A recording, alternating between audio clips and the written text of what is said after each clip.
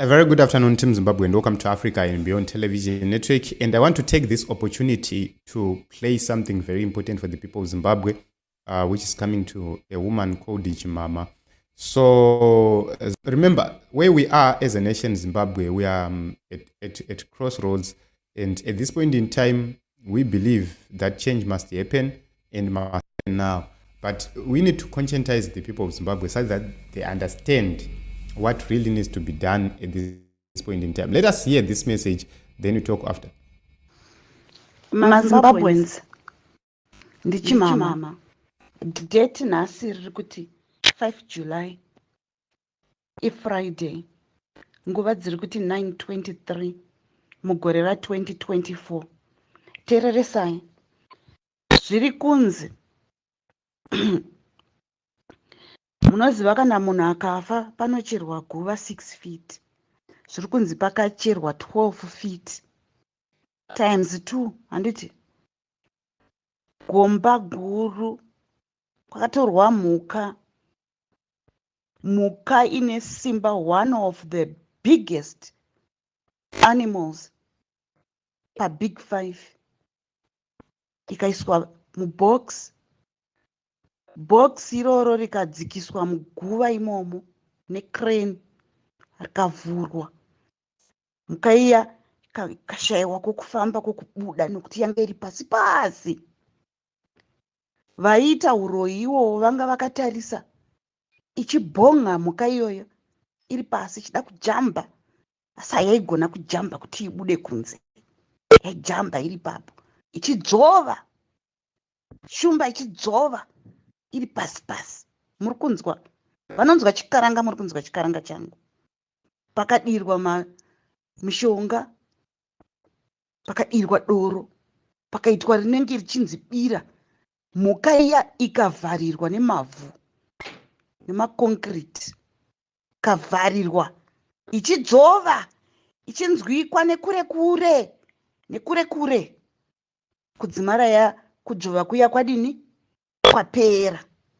Asi vaiteketera vachiti, ucharamba iwe mwana weZimbabwe uri munhu anongokwindimara, anongofundumara, uchiita senge chidumwa, senge chituta, usina zvaunotaura, uchingobhonga, uchifamba semunhu akafa, semhuka yakangofa, yakangonyarara iri muguva, nyangwe uchiona kuti uri kutambira $300.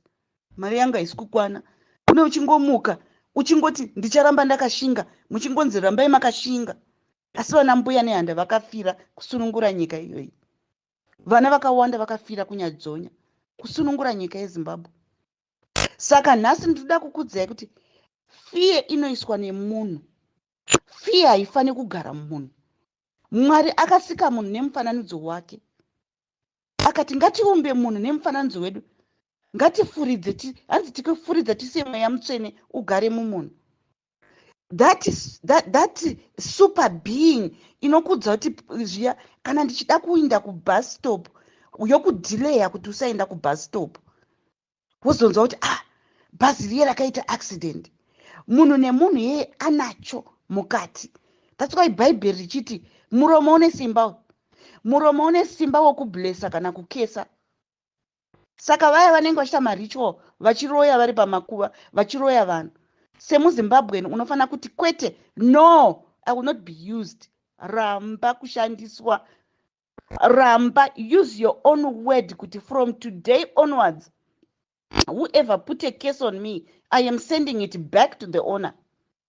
I am talking to the giant that is within me. Grown, that giant iri pasi pedumbu. Munoziva kana uchirwadziwa madzimai vakazvara, unogomera zvokugomera kuti wakubuditsa munhu. Simba riya riri pasi. Gomera and utaure wega nemuromo wako kuti a giant is rising. A giant which is a Zimbabwean. No matter vakafuchira vakaisa mushonga vakaita marituals avo, a giant is rising. And you start saying no to bad things, no to corruption. Nyika yedu haisi kudevelopa. Vanhu vashoma vari kutora upfumi hwenyika. uye ndoda kukuudzai kuti vakafa vari pasi midzimu haisi kufara nazvo. Utungamiri hweZANU PF makonewa kuchengeta mhuri, makonewa kuchengeta mhuri yeZimbabwe.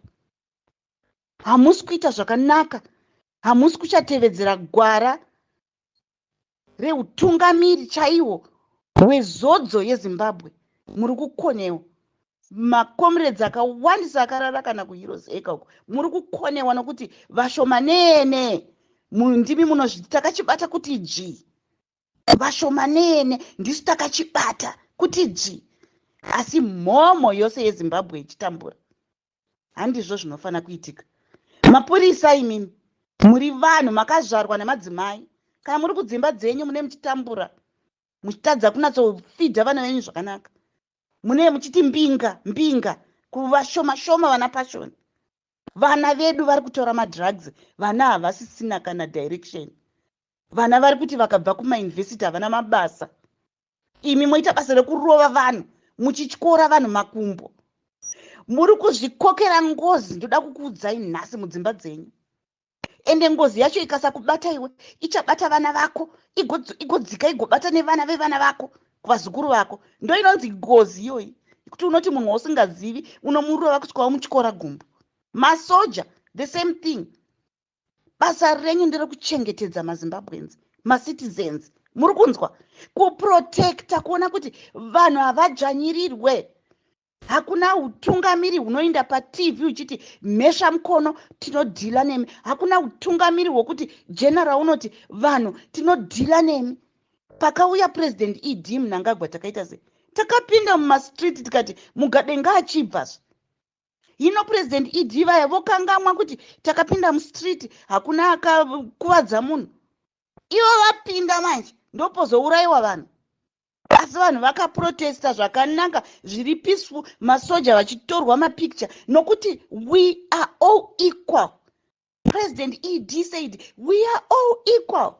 The voice of the people is the voice of God. President ED vakangamwa manje. Anti saka zvoitwa sei? Toramba takanyarara muchitivhundutsira. Vanozviti varakashi vave muchivhundutsira vamwe vanhu. You now need to step aside. Varakashi, you need to step aside and say no to corruption. Musaregedza vanhu vachishaina neufumi hwenyika. Kuti ndatenga watch ye 2.5 million yandakaisa paruoko iyi. Munoivona watch iyoyo yokuti 2.5 million mukaisa paParinyatwa hospital. Inoitei? Handinobatsira vanhu vakawanda. 2.5 million iyoyo yewatch yomunhu 1 mukaisa kuUBH uko. Chichino zvimaakwa zviya, mota dzakatengwa ma14-15 million mukaisa kana paMasvingo General Hospital kana kuMorgenster. Hazvibatsiri nyika here izvozvo? Asi matora nyika kuiita chinhu chenyu. Munenge muchiti takachibata kuti G. Zvechokwadi ndoda kukuudzai kuti muri kuzvikokera ngozi nokuti midzimu yakafira Zimbabwe iri kuona zvamuri kuita. ZANU PF makanganisa zvisingambobviri. You are against the people of Zimbabwe. You need to be on the side of Zimbabweans. Ndapedza ndini chimama. So if you take a look onto this message, the key issues which were raised right there. Yes, there is a difference in terms of perception, but key issues, personally, I don't believe Panyadzemzim. So it's just a disclaimer. But what is very important is to know that the message was mostly directed to ZANU PF thugs, ZANU PF people to say, guys, enough is enough. It's high time you start to consider leaving ZANU PF. It's high time you start to consider fighting corruption, not fighting to be included in the gravy train of corruption. And Emmerson Mnangagwa, when he got into power, he was seeming to be a man who was uniting Zimbabweans. But after that, he is a different man altogether. This is the reason why this man cannot be trusted from his early days up to this day. He's a very cunning man, a man who even made Joshua Nkomo to submit. At a certain point in time, Joshua Nkomo fought so hard with Emmerson Mnangagwa. That is around 1996. He fought so hard with Emmerson Mnangagwa because he wanted his properties back, and Emmerson Mnangagwa couldn't give him those properties. That is the kind of person we are dealing with right here. A very cunning man, a man who uses any means possible to frustrate and silence others. So I believe that as the people of Zimbabwe, we must not go on our party lines. We must go beyond partisanship. We must reflect on what is called citizenship and fight together in one corner. Emerson Mnangagwa, what he's doing is working against everybody. Nobody is going to succeed in the nation of Zimbabwe as long as Emerson Mnangagwa is doing whatever he's doing, as long as the modus operandi of Emerson Mnangagwa is based on punishing citizens and civilians. So I believe that this is a very important message. We need to make sure that we pray so hard because Zimbabwe is trading on a terrain of ritualism. Zimbabwe is trading on a terrain of ritualism. So many rituals are happening, especially ku Epworth kunoitwa ma rituals ari sophisticated. Ukaenda ku Demre ku Epworth, varume vaive vanoshinga kuenda ikokoko ondopinda mvura without my bodyguards because they do grave things which are very important to them in terms of their power. So we have to pray so that we dismantle zvinizvo. I always say one of the rituals is sitting in the midst of Harare.